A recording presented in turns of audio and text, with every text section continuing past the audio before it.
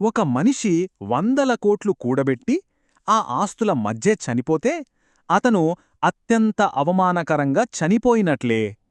వినడానికి కొంచెం కఠినంగా అనిపిస్తోంది కదూ, కాని ఇది ఆండ్రూ కార్నెగీ లాంటి ఒక అపర కుబేరుడు చెప్పిన మాట. ఈ వాక్యంతోనే మనం ఈనాటి మన విశ్లేషణను ప్రారంభిస్తున్నాం. ఇది సంపద, నైతికత, మరణం వీటన్నింటి గురించి ఒక లోతైన ప్రశ్నను రేకెత్తిస్తుంది. అందరికీ నమస్కారం. ఈనాటి మన ప్రత్యేక విశ్లేషణకు స్వాగతం. ఈరోజు మనం చరిత్రలో నిలిచిపోయే ఒక గొప్ప వ్యాసం ఆండ్రూ కార్నెగీ రాసిన ది గాస్పెల్ ఆఫ్ వెల్త్ గురించి మాట్లాడుకోబోతున్నాం. పెట్టుబడిదారీ విధానానికి అసలొక కఠినమైన నైతిక చట్టాన్ని ఎలా నిర్మించాలి అనే ఆసక్తికరమైన అంశాన్ని ఇది చర్చిస్తుంది. ఇక ఏమాత్రం ఆలస్యం చేయకుండా నేరుగా విషయంలోకి వెళ్ళిపోదాం. ఈ మొత్తం విశ్లేషణను మనం ఒక 5 ముఖ్యమైన భాగాలుగా చూద్దాం. పారిశ్రామికంగా సంపద ఎలా విడిపోయింది, ఆ మిగులు సంపదను ఏం చేయాలి, అసలు దానధర్మాలు చేయడంలో ఉన్న పెద్ద ప్రమాదమేంటి, ఎదగాలి అనుకునేవారికి మనమెలా సాయం చేయాలి, ఫైనల్గా ఒక కోటీశ్వరుడి అసలైన బాధ్యత ఏంటి, ఇవన్నీ చూద్దాం. మొదటిగా పారిశ్రామిక సంపద విభజన గురించి చూద్దాం. అసలు పారిశ్రామిక విప్లవం మనుషుల జీవితాలను ఎంతలా మార్చేసిందో కార్నెగీ మాటల్లోనే అర్థం చేసుకుందాం. ఒక్కసారి 100 ఏళ్ల క్రితం నాటి పరిస్థితులను ఊహించుకోండి. అప్పట్లో ఒక గిరిజన నాయకుడు, అతని దగ్గర పనిచేసే సేవకుడు ఇద్దరూ దాదాపు ఒకేలాంటి గుడిసెల్లోనే ఉండేవారు. పెద్దగా తేడా ఏమీ ఉండేది కాదు. కాని ఇప్పుడు చూడండి, పరిస్థితి పూర్తిగా మారిపోయింది. ఒకవైపు కోటీశ్వరుల ఇంద్రభవనాలు, మరోవైపు సామాన్య కార్మికుల చిన్నపాటి ఇళ్ళు. అయితే ఇక్కడ ఆసక్తికరమైన విషయమేంటంటే, అంతరాలు పెరిగినా కూడా ఈ మార్పు వల్లే సమాజానికి ఎంతో అవసరమైన సౌకర్యాలు, ఒక అద్భుతమైన పురోగతి సాధ్యమయ్యాయని కార్నెగీ చాలా గట్టిగా నమ్మారు. నిజమే, ఈ పురోగతి మనకు ఊరికే రాలేదు సుమా. దీని వెనుక ఒక కఠినమైన పోటీ ఉంది. ఈ పోటీ వల్ల ఖర్చులు తగ్గించుకోవాలనే ప్రెషర్ పెరుగుతుంది. ఒకప్పుడు యజమానికి, పనివాడికి మధ్య ఉండే ఆత్మీయ సంబంధాలు మాయమైపోయాయి. సమాజంలో వర్గాలు, ఒకరిపై ఒకరికి అనుమానాలు పెరిగిపోయాయి. ఇన్ని నష్టాలున్నా కూడా ఈ పోటీ వల్లే అత్యంత ప్రతిభావంతులు, కష్టపడేవాళ్లు మాత్రమే నిలబడగలుగుతారు. కాబట్టి ఇది మనకు తప్పనిసరి అని ఆయన భావించారు. ఇప్పుడు మనం అసలు విషయానికి, అంటే రెండవ భాగానికి వద్దాం. ఈ పారిశ్రామిక విప్లవం వల్ల కొంతమంది దగ్గర భారీగా సంపద పోగుపడిపోయింది గదా, మరి ఆ మిగులు సంపదను ఏం చెయ్యాలి? దీనికి కార్నెగీ చాలా సింపుల్గా కేవలం 3 దారులున్నాయని చెప్పారు. 1. ఆ సంపదను చనిపోయాక వాళ్ల కుటుంబాలకు, పిల్లలకు వదిలేయడం. 2. చనిపోయిన తర్వాత ఏదైనా మంచి పనికోసం విరాళంగా రాయడం. లేదా 3. బ్రతికి ఉన్నప్పుడే ఆ డబ్బును సమాజం కోసం స్వయంగా ఖర్చుపెట్టడం. ఇంతే, ఇక 4 ఆప్షన్ లేదు. ఇందులో మొదటి దారి అయిన వారసత్వం గురించి ఆయన చెప్పిన మాట వింటే మీరు ఖచ్చితంగా ఆశ్చర్యపోతారు. నా కొడుక్కు నేను కేవలం డబ్బును వదిలేయడం కంటే ఒక శాపాన్ని వదిలేయడానికే ఎక్కువ ఇష్టపడతాను అన్నారు కార్నెగీ. ఆలోచించండి, ఎంత కఠినమైన మాట ఇది! పిల్లలకు ఆస్తులు కూడబెట్టి ఇవ్వడమనేది కేవలం ఒక కుటుంబ అహంకారమని, దానివల్ల ఆ పిల్లలతో పాటు దేశానికి కూడా తీరని నష్టం జరుగుతుందని ఆయన బలంగా నమ్మారు. ఇక రెండవ దారి చనిపోయాక వీలునామా ద్వారా దానం చేయడం. దీని కూడా ఆయన తీవ్రంగా వ్యతిరేకించారు. ఎందుకంటే పైకి వెళ్ళేటప్పుడు ఎవరు డబ్బును వెంట తీసుకెళ్లలేరు కదా. తీసుకెళ్లలేక వదిలేసే డబ్బును ఇతరులకివ్వడంలో గొప్పతనమేముంది చెప్పండి.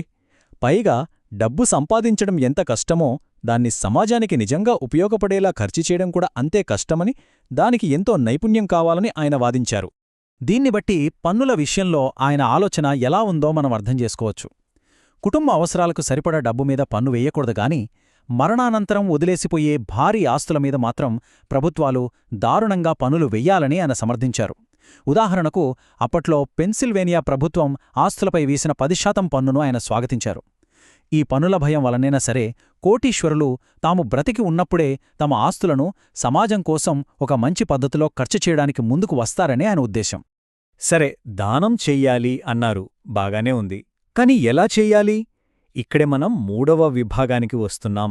అదేంటంటే ఆలోచించకుండా చేసే దానధర్మాల్లో ఉన్న అతిపెద్ద ప్రమాదం. కార్నెగీ చేసిన ఈ ప్రకటన వింటే ఎవరైనా సరే ఒక క్షణం షాక్ అవ్వాల్సిందే. అదేంటంటే దానధర్మాల పేరుతో ఖర్చు చేసే ప్రతి $1000లలో ఖచ్చితంగా $950 ఏమాత్రం ఆలోచన లేకుండా వృధాగా పారబోస్తున్నారట. అవును, మీరు విన్నది నిజమే. అసలు విచక్షణ లేకుండా దానాలు చేయడం వల్ల పుణ్యం రాకపోగా అది సమాజంలో బద్ధకాన్ని పెంచుతుందనే ఆయన చెప్పారు. ఒక ఉదాహరణ కూడా ఇచ్చారు.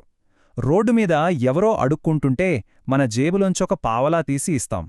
అది వాడిమీద జాలితో కాదు, ఆ క్షణంలో మనకు కలుగుతున్న చికాకును వదిలించుకోడానికి మాత్రమే. ఇది దాతృత్వం కాదు, ఇదొక అత్యంత స్వార్థపూరితమైన చర్య. దీనివల్ల సమాజానికి మేలు కంటే కీడే ఎక్కువ జరుగుతుందని ఆయన స్పష్టంగా చెప్పారు. మరి డబ్బు ఎలా ఖర్చు పెట్టాలి? ఏది కరెక్ట్? దానికి సమాధానమే మన 4వ విభాగం. ఎదగాలనుకునే వారికి మనం వెయ్యాల్సిన నిచ్చెనల గురించి ఇప్పుడు మాట్లాడుకుందాం. కోటీశ్వరులు తమ డబ్బును ఎక్కడ పెట్టాలి? విశ్వవిద్యాలయాలు, ఉచిత లైబ్రరీలు, ఆస్పత్రులు, పబ్లిక్ పార్కులు లేదా ప్రజలు వాడుకునే స్విమ్మింగ్ పూల్స్ లాంటివి నిర్మించాలి. ఇక్కడ మీరు గమనించాల్సిన ఒక ముఖ్యమైన పాయింట్ ఉంది. ఇవి ఎవరికో ఉచితంగా వేసే బిచ్చాలు కావుసుమా. తమను తాము మెరుగుపరుచుకోవాలని, పైకి ఎదగాలని ఆరాటపడేవాళ్లకు ఒక సపోర్ట్లాగా నిలబడే నిచ్చెనలు మాత్రమే. ఇక వీటన్నింటిలో కార్నెగీ మనసుకు బాగా నచ్చింది, ఆయన టాప్ లిస్ట్లో పెట్టింది ఉచిత లైబ్రరీ. ఒక సమాజానికి ఎవరైనా ఇవ్వగలిగిన అతి గొప్ప బహుమతి ఇదేనని ఆయన నమ్మారు. చదువుకోవాలనే కసి ఉన్న ప్రతి ఒక్కరికీ పుస్తకాలను అందుబాటులో ఉంచడమే దీని ముఖ్య ఉద్దేశ్యం. దీని వెనుక ఆయన సొంత అనుభవం కూడా ఉంది. ఆయన చిన్న వయసులో ఉన్నప్పుడు కర్నల్ ఆండ్రెసన్ అనే ఒక గొప్ప వ్యక్తి తన ఇంటి గ్రంథాలయాన్ని పిల్లల కోసం తెరచాడు. ఆ స్ఫూర్తితోనే కార్నెగీ లైబ్రరీలకు అంత ప్రాధాన్యత ఇచ్చారు. కాని ఇక్కడ ఆయన ఒక కఠినమైన షరతు పెట్టారు. అదేంటంటే, దాతలు లైబ్రరీలను నిర్మించి ఇచ్చినా సరే వాటి నిర్వహణ బాధ్యత మాత్రం ఆ ప్రాంత ప్రజలే చూసుకోవాలి. సమాజం కూడా తన వంతు బాధ్యత తీసుకోవాలి కదా. అప్పుడే ఆ సంస్థలపై ప్రజలకొక సొంతం అనే భావన ఉంటుంది. అలా కాకుండా ఉచితంగా వదిలేస్తే అది ఏ కొద్దిమంది చేతుల్లోకో వెళ్ళిపోయి అస్సలు లక్ష్యం పక్కదారి పడుతుందని ఆయన గట్టిగా హెచ్చరించారు. ఇక మనం ఈ విశ్లేషణలో క్లైమాక్స్కు అంటే 5వ విభాగానికి వచ్చేశాం. అదే ఒక మిలినియర్ యొక్క అంతిమ కర్తవ్యం.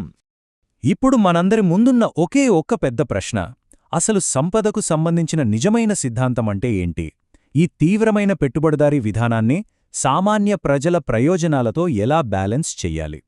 దీనికోసం కార్నెగీ ట్రస్టీ లేదా ధర్మకర్త అనే ఒక అద్భుతమైన కాన్సెప్ట్ని తీసుకొచ్చారు. ఆయన ఉద్దేశంలో ఒక కోటీశ్వరుడు అంటే ఆస్తులకు ఓనర్ కాదు, కేవలం తన పేద సోదరుల తరపున పనిచేసే ఒక ఏజెంట్ మాత్రమే. సామాన్యులు తమకు తాముగా చేసుకోలేని ఎన్నో గొప్ప పనులను ఈ ధనవంతుడు తనకున్న అపారమైన అనుభవం, తెలివితేటలతో సమాజం కోసం మరింత అద్భుతంగా డిజైన్ చేసి పెట్టాలి. ఆ మిగులు నిధులను మేనేజ్ చేసే ఒక తాత్కాలిక ధర్మకర్త మాత్రమే ఈ మిలియనేర్ అని ఆయన చెప్పాడు. దీనర్థమేంటంటే, ఒక వ్యక్తి తన కష్టంతో ఎంతైనా ఆస్తులు కూడబెట్టుకోవచ్చు. దాన్ని ఈ సిద్ధాంతం పూర్తిగా సమర్థిస్తుంది. ఇదొక రకంగా సామ్యవాదాన్ని వ్యతిరేకించడమే. కాని అలా కూడబెట్టిన మిగులు సంపద మొత్తాన్ని ఆ వ్యక్తి తను బ్రతికి ఉన్నప్పుడే మొత్తం మానవజాతిని ఉద్ధరించడానికి వాడేయాలి. ఉన్న చట్టాలను సిస్టంను పాడు చెయ్యకుండానే ఒక పాజిటివ్ మార్పును తీసుకురావాలన్నదే ఈ ఆలోచన. చివరిగా ఇదంతా విన్న తర్వాత మనందరికీ అనిపించే ఒక మాట, కార్నెగీ చెప్పినట్లుగా, ఒకవేళ ఈరోజు మన సమాజం నిజంగానే ఈ గాస్పెల్ ఆఫ్ వెల్త్ సిద్ధాంతాన్ని పాటిస్తే ఏమవుతుంది? పేద ధనిక వర్గాల మధ్య ఉన్న అంతరాలు, సమస్యలు నిజంగానే పరిష్కారం అవుతాయా? ఆయన గీసిన ఈ కఠినమైన చట్టం ఈనాటి కాలానికి సెట్ అవుతుందా? ఒక్కసారి ఆలోచించండి. ఈ ఆసక్తికరమైన ప్రశ్నతో నేటి మన ఈ విశ్లేషణను ముగిద్దాం.